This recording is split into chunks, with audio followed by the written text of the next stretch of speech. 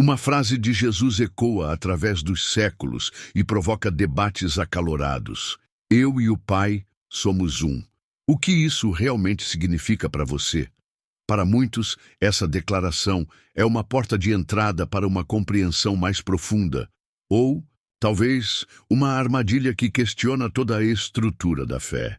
Imagine-se mergulhando em um mistério que pode redefinir tudo: sua relação com Deus, sua visão sobre Jesus e até mesmo sua compreensão do universo. Enquanto você se pergunta se essa é apenas uma questão teológica ou se há implicações mais práticas, eu convido você a explorar comigo. O que os antigos concílios decidiram sobre isso? Como as palavras de Jesus moldaram a história do cristianismo? E mais importante, como isso se conecta à sua vida hoje?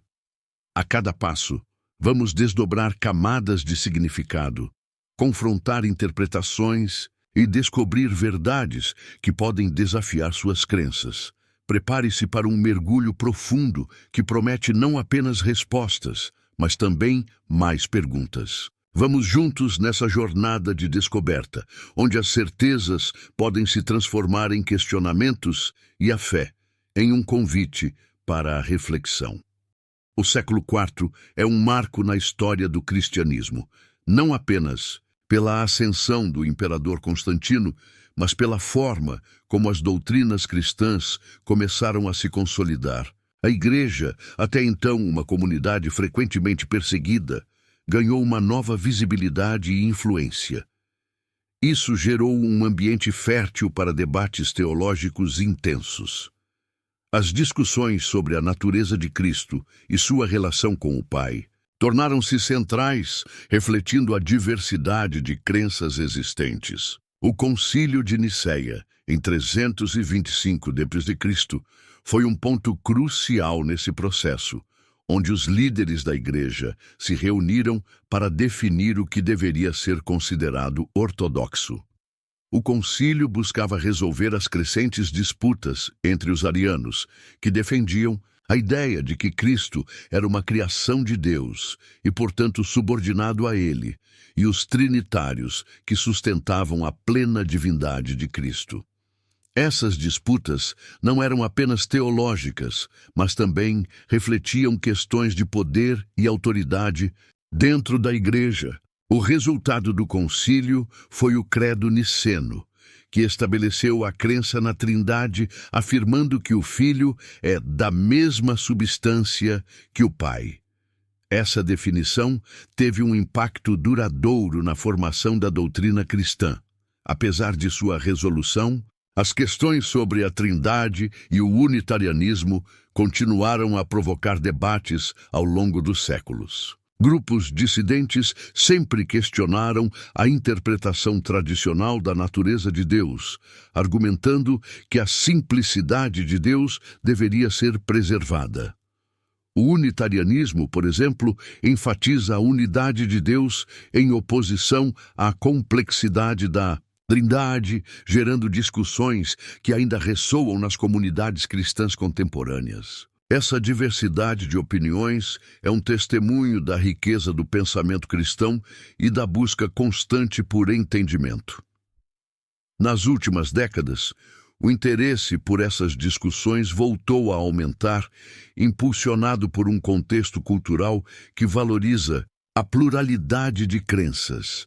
A necessidade de dialogar sobre essas questões é mais relevante do que nunca, especialmente em um mundo cada vez mais interconectado. O estudo das doutrinas cristãs não é apenas uma questão acadêmica, mas uma busca por identidade e compreensão no meio de uma sociedade em transformação.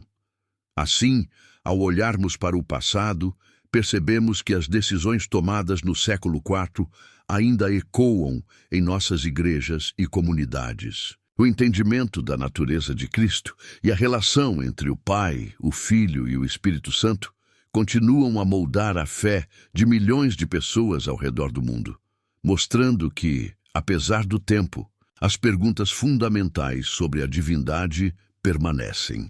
Quando Jesus declara, "Eu e o Pai somos um", em João 10:30, estamos diante de uma afirmação que provoca reações intensas, tanto na época quanto hoje. Para compreender essa declaração, é preciso considerar o contexto imediato. Jesus falava para uma audiência judaica que conhecia bem as Escrituras e tinha expectativas claras sobre a natureza de Deus. A afirmação de Jesus não foi apenas uma revelação espiritual. Foi uma provocação direta às crenças estabelecidas que o levou a ser questionado e, eventualmente, perseguido. A reação dos judeus é igualmente reveladora. Eles não apenas entenderam a afirmação como uma reivindicação de divindade, mas também como uma blasfêmia.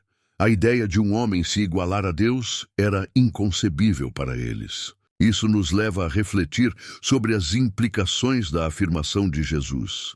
Se ele realmente era um com o Pai, isso mudaria radicalmente a compreensão da relação entre Deus e a humanidade. Essa declaração estabelece um ponto de tensão entre diferentes correntes de pensamento que até hoje continuam a dividir teólogos e estudiosos. Para aprofundar a análise, é interessante observar a palavra grega hen, traduzida como Em contextos filosóficos e teológicos, a interpretação dessa palavra é crucial. Em João 17:21, Jesus diz que seus seguidores devem ser assim como ele e o Pai são um. Aqui a palavra hen sugere uma unidade que pode ser vista sob várias perspectivas, uma unidade de propósito, de essência ou até mesmo de natureza. Essa ambiguidade linguística abre espaço para diversas interpretações sobre a relação entre o Pai e o Filho. A comparação com João 17:21 também nos leva a considerar a unidade dos cristãos como uma extensão dessa relação entre Jesus e Deus. O que isso significa para a prática cristã contemporânea? Se a unidade é um aspecto central da fé cristã, como podemos vivê-la em meio a tantas divisões? Essas questões são essenciais para a reflexão teológica atual, pois nos ajudam a entender o legado de Jesus e como ele é aplicado nas nossas vidas. Portanto, a análise de João 10:30 não se limita a um debate teológico. Ela se torna um convite à reflexão sobre como a natureza de Cristo e sua relação com o Pai moldam nossa própria espiritualidade. A busca por entender essa unidade continua a ser um desafio e uma inspiração para todos nós. A defesa da Trindade é um tema que permeia a teologia cristã desde os primeiros séculos. Os textos bíblicos que sustentam a divindade de Cristo são variados e, em muitos casos, contundentes. Passagens como João 1:1, onde se afirma que, no princípio era o Verbo, e o Verbo estava com Deus, e o Verbo era Deus, oferecem uma base sólida para a crença na Trindade. A afirmação de que Cristo é coeterno e consubstancial com o Pai é um ponto central da doutrina trinitária. Além das Escrituras, a teologia patrística desempenhou um papel fundamental na articulação e defesa da Trindade. Figuras como Atanásio e Agostinho foram essenciais para a formulação dos conceitos que hoje consideramos fundamentais. Atanásio, em suas obras, enfatizou a divindade de Cristo como essencial para a salvação da humanidade. Ele argumentava que se Cristo não fosse verdadeiramente Deus, não poderia redimir a criação. Já Agostinho, em suas reflexões, explorou a relação entre o Pai, o Filho e o Espírito Santo, oferecendo uma visão que buscava harmonizar a complexidade da Trindade com a unicidade de Deus. Os textos patrísticos também revelam um desenvolvimento do pensamento que foi influenciado pelo contexto filosófico da época. A filosofia grega, especialmente o platonismo, ofereceu categorias que ajudaram os teólogos a articular a relação entre as pessoas da Trindade. Essa interação entre fé e razão é uma característica marcante da teologia cristã e continua a ser relevante na discussão contemporânea sobre a Trindade.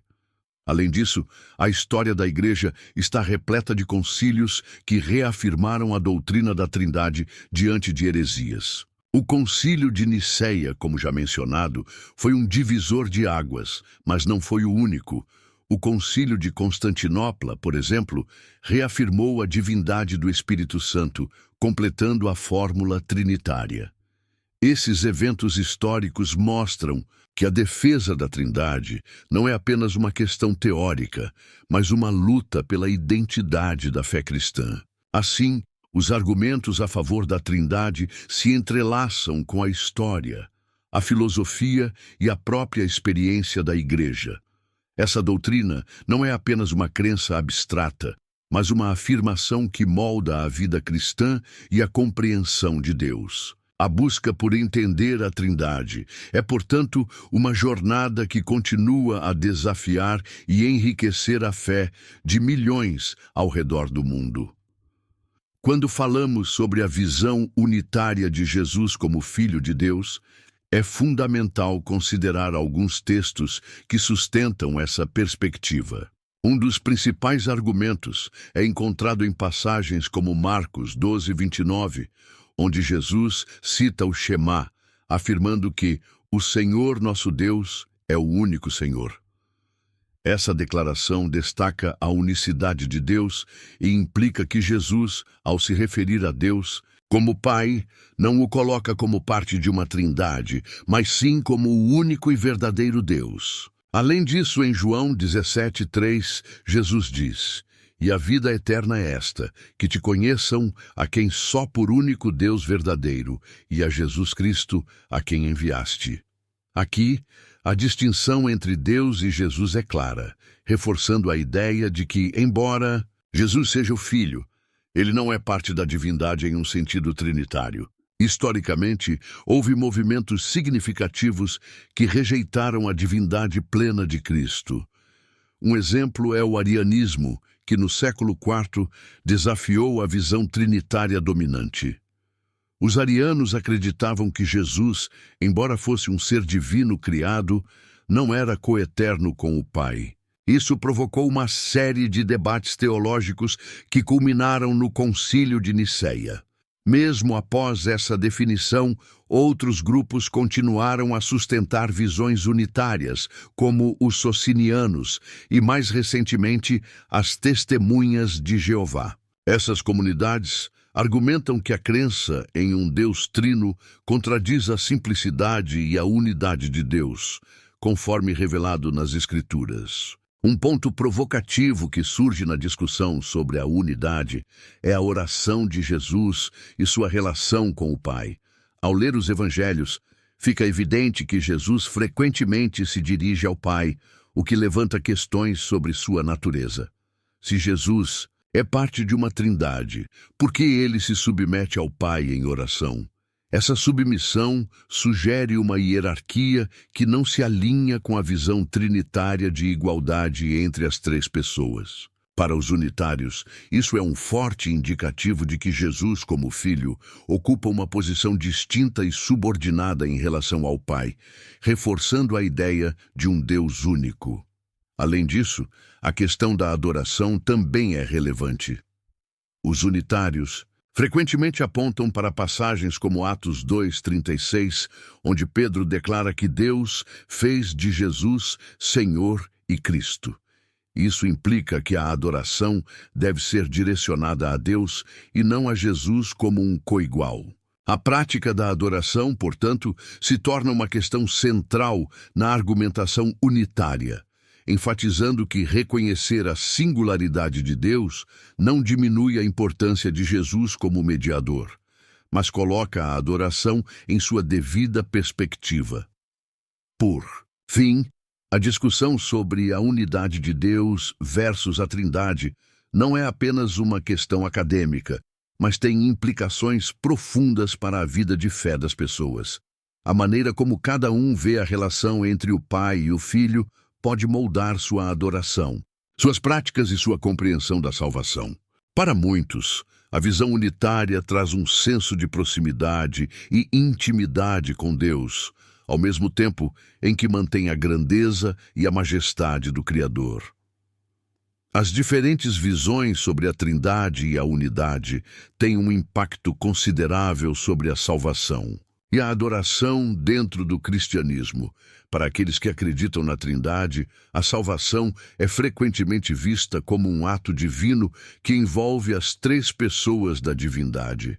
A crença em que Jesus é coeterno e coigual ao Pai torna a redenção mais complexa, pois implica que o sacrifício de Cristo é um ato de amor dentro de uma dança divina de relações. Já para os unitários, a salvação é vista de forma mais direta, onde a obediência a Deus e a aceitação de Jesus como mediador são os pontos centrais.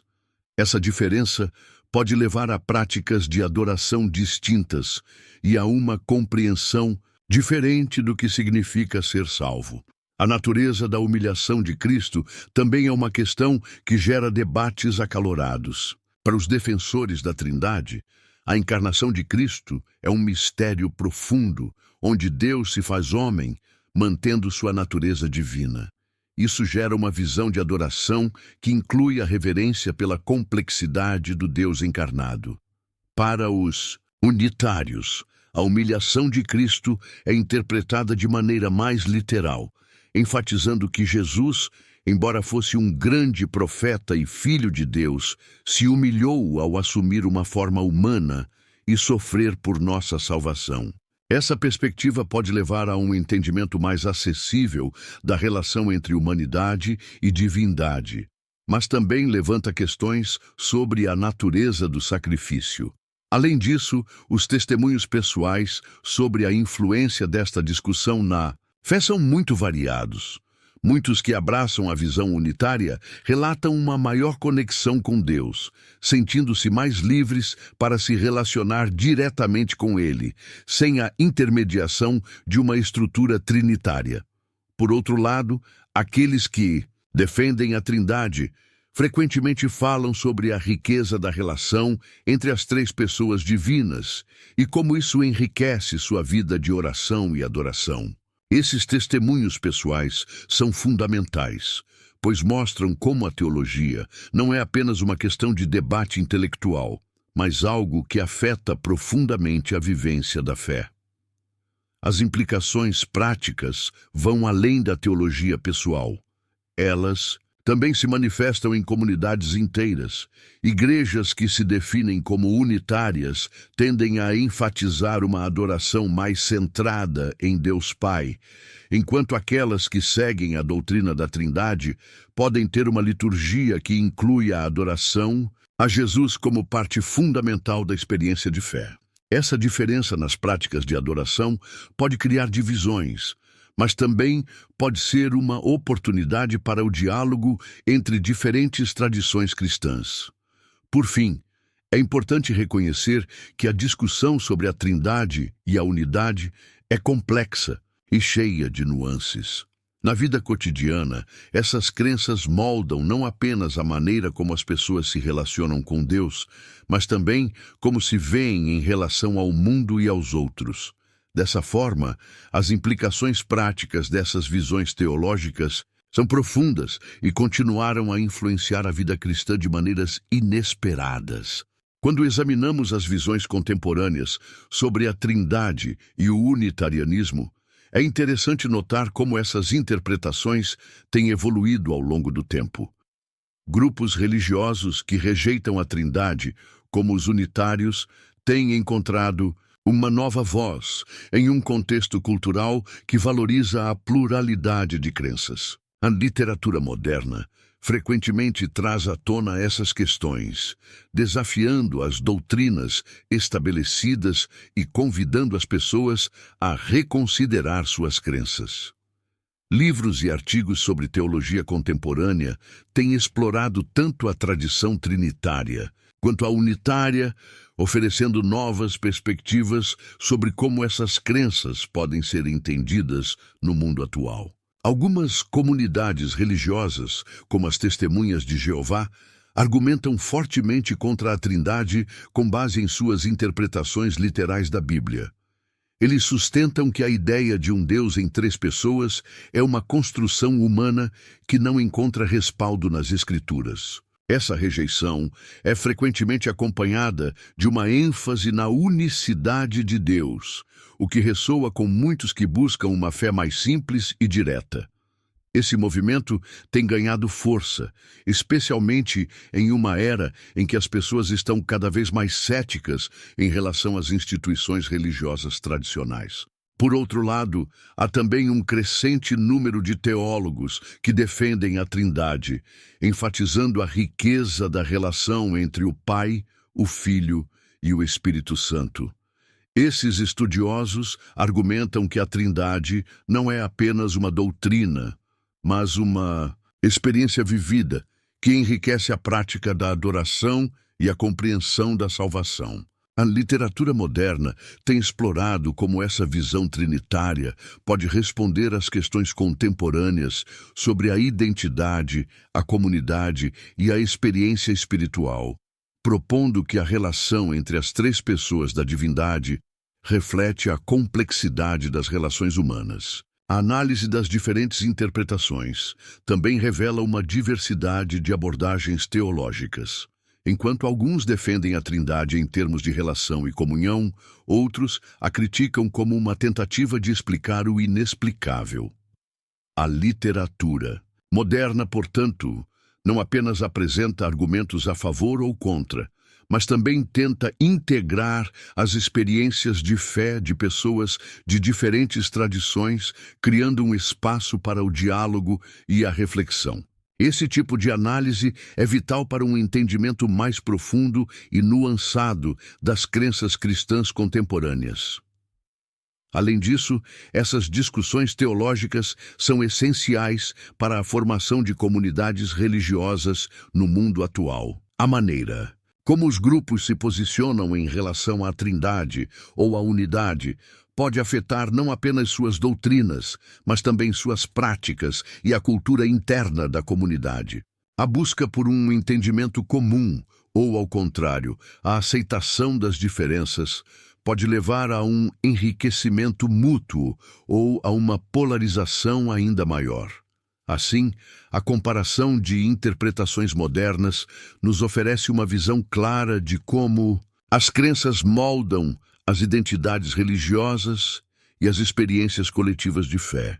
A forma como entendemos a Trindade ou a unidade de Deus tem um impacto significativo na prática cristã contemporânea.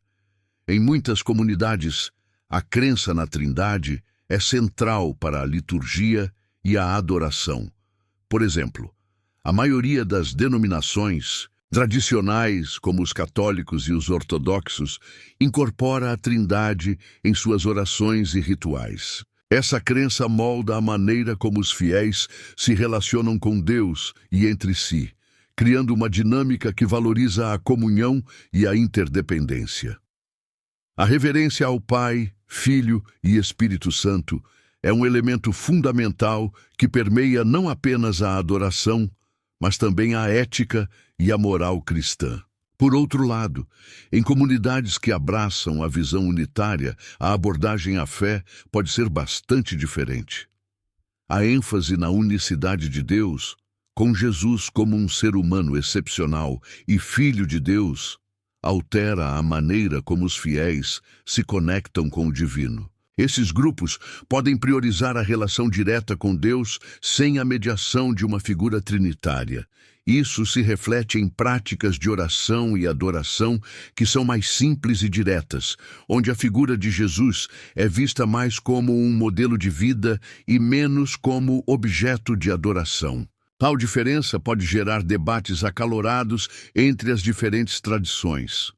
Além disso, a diversidade de crenças dentro do cristianismo também influencia as interações entre diferentes comunidades.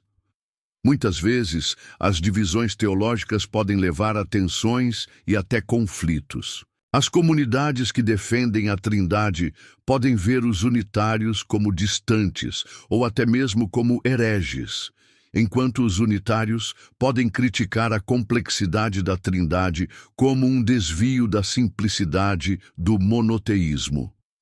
Esse fenômeno tem implicações significativas para a unidade dentro do cristianismo e para a comunhão entre diferentes tradições. Essas discussões não ocorrem em um vácuo. Elas são moldadas por contextos culturais e sociais mais amplos. Em uma sociedade cada vez mais pluralista, a forma como as comunidades cristãs lidam com a diversidade de crenças e práticas pode determinar sua relevância e capacidade de atrair novos membros. Grupos que adotam uma postura de diálogo e inclusão podem encontrar uma audiência mais receptiva, enquanto aqueles que se fecham em suas convicções podem enfrentar um isolamento crescente. Por fim, a teologia desempenha um papel crucial na formação de comunidades religiosas. As interpretações da Trindade e da Unidade não apenas definem a doutrina, mas também influenciam a cultura e a prática dentro dessas comunidades. Teólogos e líderes religiosos que abordam essas questões com mente aberta e disposição para o diálogo podem contribuir para um ambiente em que a fé seja vivida de maneira autêntica, respeitando tanto as tradições quanto as inovações que emergem na prática cristã contemporânea. O futuro da teologia em relação à Trindade e à Unidade promete ser um campo fértil para novas descobertas e discussões. A pesquisa atual está se expandindo para incluir não apenas análises teológicas, mas também perspectivas históricas, sociológicas e filosóficas. Com o avanço da tecnologia e o acesso à informação, teólogos e estudiosos têm a oportunidade de explorar as raízes e as ramificações dessas doutrinas de maneira mais profunda. Isso pode levar a uma melhor compreensão das nuances que existem dentro das diferentes tradições cristãs. Um aspecto interessante a ser observado é a possibilidade de diálogo interreligioso e ecumênico.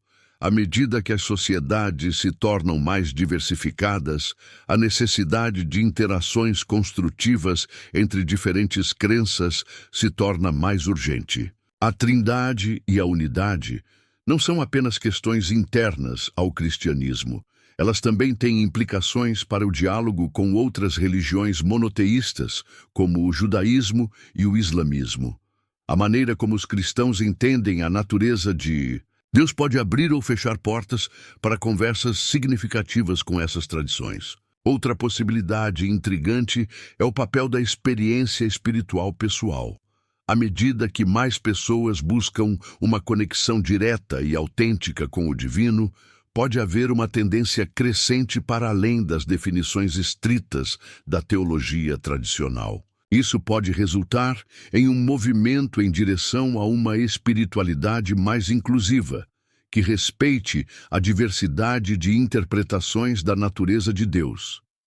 Essa mudança pode desafiar as tradições estabelecidas, mas também pode enriquecer a fé cristã de maneiras inesperadas. É essencial também que os estudiosos e os líderes religiosos mantenham um espírito de questionamento e uma busca pela verdade. A teologia não deve ser um campo estagnado, ao contrário, deve ser um espaço de exploração e crescimento. A disposição para reconsiderar e reavaliar crenças pode levar a novas compreensões e a um fortalecimento da fé.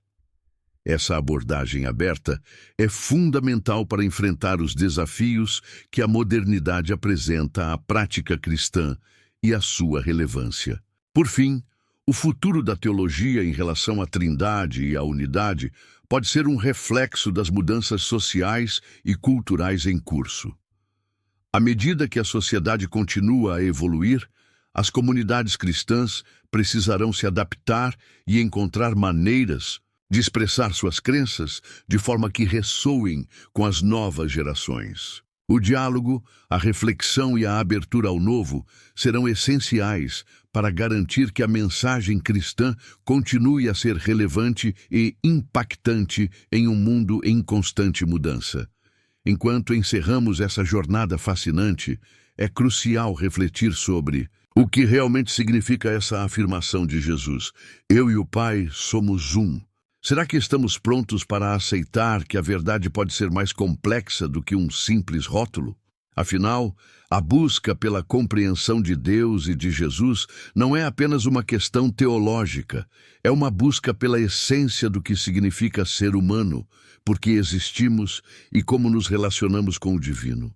Ao invés de nos dividirmos em categorias, que tal nos unirmos na busca pela verdade? Agora, eu quero saber de você. O que essa discussão despertou em seu coração? Você se vê mais inclinado à ideia da Trindade ou da unidade?